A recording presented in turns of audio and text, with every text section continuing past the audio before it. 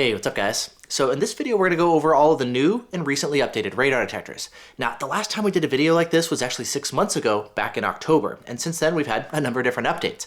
We're going to take a look at the latest news from companies like Valentine, Escort, Uniden, Stinger, and Radenso, and then at the end we'll also touch on some of the latest news as far as laser jammer updates. And so with that said, let's go ahead and dive right into it. So starting off, let's begin first with the Valentine 1 Gen 2.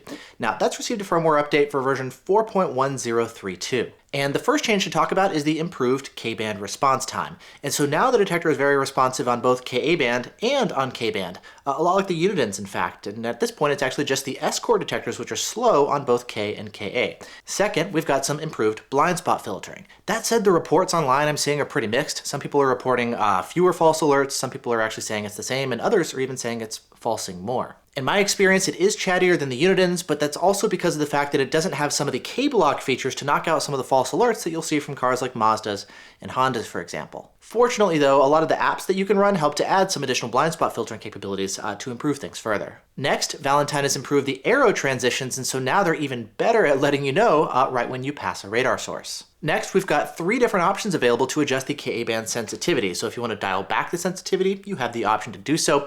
Valentine has actually made some improvements in this area over the years with different updates, and at times we actually see some increased false alerts. This update doesn't change any of the false alert filtering. It's purely just to vary the sensitivity in case maybe you're picking up too many signals or something. You now have the ability to dial the sensitivity back. And without any sort of filtering changes, a number of us, myself included, do sometimes see junk signals being reported on Ka-band. The detector will throw a J out when it sees that. And so again, this update is just to vary the detector sensitivity.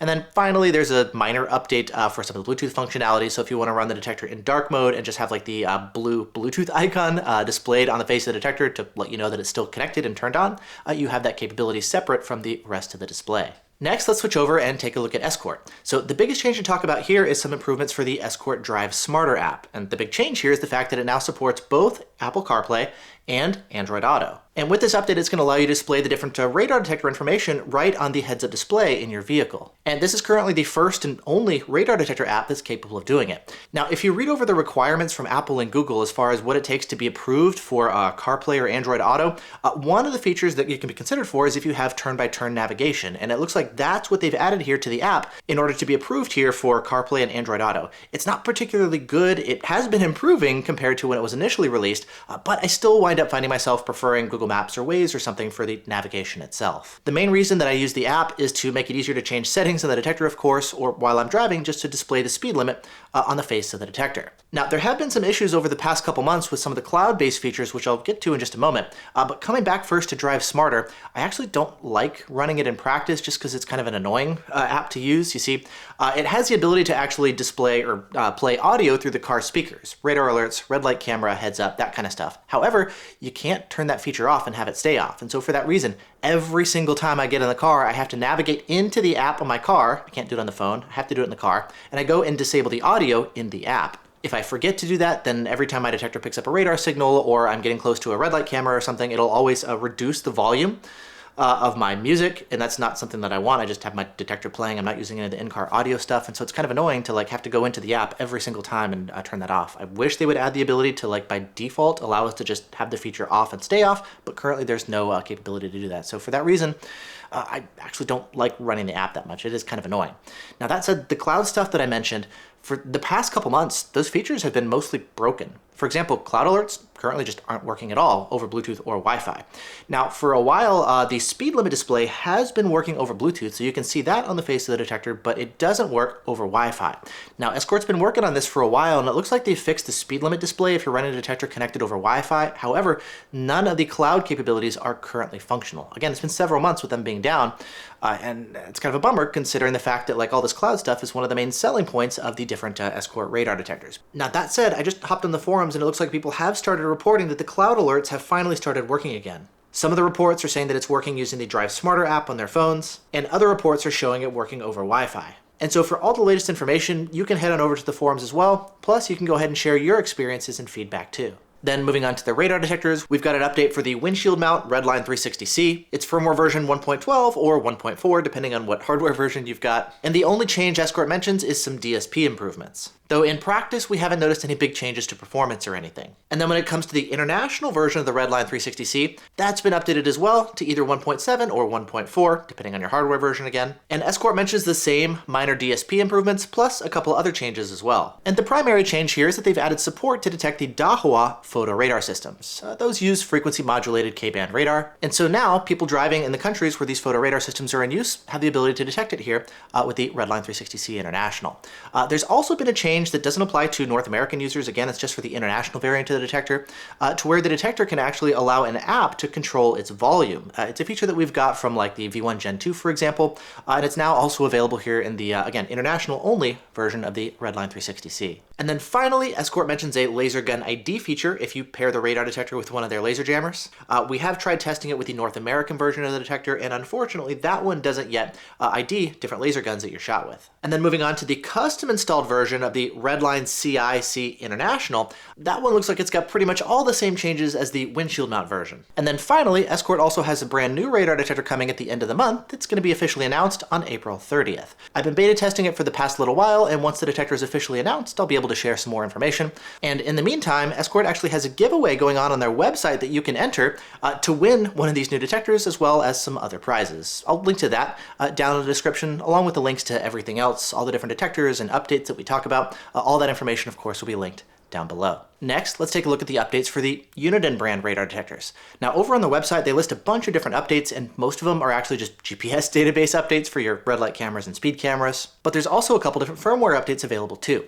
Now, beginning first with the Uniden R8, that's been updated to version 1.28, and this update helps to improve some audio issues, a lot like Uniden's been doing with a lot of their other detectors, but it looks like they've also added some Bluetooth improvements as well. There's basically just some small bug fixes, like the fact that the detector can stay connected to the app even if you hit the mute button on the face of the detector during an alert, or the fact that now when you're getting multiple alerts, it can properly communicate the direction of all the individual signals to the app, so the apps can display the signal direction for all of the individual signals now too. Then as for the Uniden R7, this one's actually had two different updates, and there's a lot more improvements here in these updates. Now, starting off first with version 1.46, this one adds a bunch of additional K blocks, such as a Mazda CX-5 filter, for example. So we do now have fewer blind spot falses when running this latest update and using these new K blocks. They've also added detection for the GATSO photo radar system. There's some new features available for both muting and unmuting different signals. They've changed the manual GPS lockout functionality. In particular, when you've got multiple signals present, you now have the ability to actually choose which signal you want the detector to lock out for you. Though that can be a bit of a double-edged sword, because now if you've got multiple false alerts, like in a shopping center with a lot of door openers around you, you can't just nuke all the different false alerts in one fell swoop anymore. And if you want more information about each individual change, you can just check out the article over on my website that details all the new features. Now, after this, Uniden released version 1.47. This added some additional controls for a lot of the automatic GPS lockouts. That said, after release, a lot of people started encountering some GPS errors with the detector, and for that reason, Uniden since pulled 1.47 off of their website. And so for that reason, 1.46 at the time of recording here is the current official version available from Uniden for the R7. Now, that said, Mitharu on the forums, the guy who makes the custom firmware versions for the Uniden detectors, he was actually able to go in and take a look at the 1.47 and figure out what was causing these GPS errors. And he's released a patched version of 1.47 now that you can download for your R7. The firmware file is available on the forums. I'll link to that below as well. So if you want to check out the newer version of 1.47 with some additional controls for the automatic GPS lockouts, you can grab that from the forums. Now, that said, at the end of the day, a lot of people, myself included, ultimately prefer his firmware version 1.50 International. That is a paid third-party firmware update that adds some additional features, improved auto lockouts, improved specter immunity, automatic sensitivity adjustments, etc. And if you want that version of the firmware, you can always pick it up from him. I'll link to that one, of course, too. Then moving on to the Uniden R4, that's been updated to version 1.30, and that just has the audio fixes like we've seen with a lot of the other detectors. And then the R9, the custom installed radar detector and laser jammer, this one has been updated to firmware version 1.26, which adds a lot of improvements, including addressing a lot of the issues and complaints that I had with the detector when it first launched. For example, the arrows on the right side of the display are now color-coded. When the signal is ahead or off to the side, the arrows will display in red, and then if the signal is back behind, it'll display in blue. It's no longer white, regardless of direction. There's also been some improved controls of the JTK functionality, how you disarm the laser jammers, as well as how the laser jammers can then be rearmed after the encounter. You've got the ability to turn off individual laser jammer heads if you don't have them plugged in and in use. They've enabled the Bluetooth functionality here for the detector, so if you're running R9 Companion on iOS or V1 Driver on iOS or Highway Radar on Android, now you have the ability to actually use those different apps and pair it with the R9. And then also when the system is being installed, the installers can actually use an installer test feature, which will go in and actually test all the different components and verify that everything is plugged in and working properly. And speaking of custom installed equipment, let's next shift gears and take a look at the Stinger S850. This has been updated to firmware version 7.0.26, and there's been some improvements here for both the radar alerting, as well as some internal improvements and bug fixes. Now, as far as some of the specifics though, Shane Train over in RDF has done some testing in Australia, and he's noticed some improvements including better red flex, photo radar detection. He's also found that it's now capable of alerting to the Decatur Genesis and Custom Raptor RP1 when you crank up the sensitivity in the detector. He's found some improvements to the Honda BSM filtering, as well as some improvements to the automatic GPS lockouts.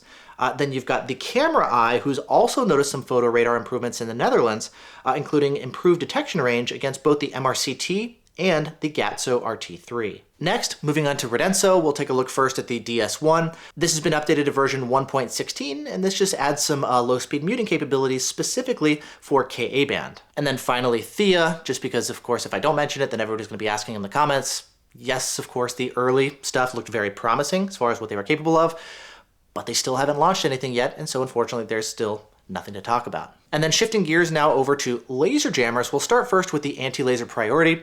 The ALP has been updated to version 5.7.1, and this helped to correct a bug specifically for people who were using the older blue and green TX sensors. And specifically, again, if you had different configurations in the front, like maybe just TX heads in the front, but not on the rear, for example. And then when it comes to TMG, they've released several firmware updates too for both the Alpha 17 and the older 15. You've got firmware version 8.25, which offers some improvements for some LTI true speed guns. And then firmware version 8.26 offered a fix for some Dragon Eye guns. And then firmware version 8.27, which is the current version, offered some improvements against the LTI TrueSpeed S XB. And with all that said, those are the latest updates from different radar detector and laser jammer companies. In the future, I want to get these videos done more often, not waiting 6 months every time I do it. If I forget it's been a little while or something, just ping me in the comments of videos like this or over on social media or something. But other than that, yeah, that's a run through as far as latest updates for different radar detectors and laser jammers. Thanks so much for watching. Hope you guys are all doing great, and I'll see you in the next one.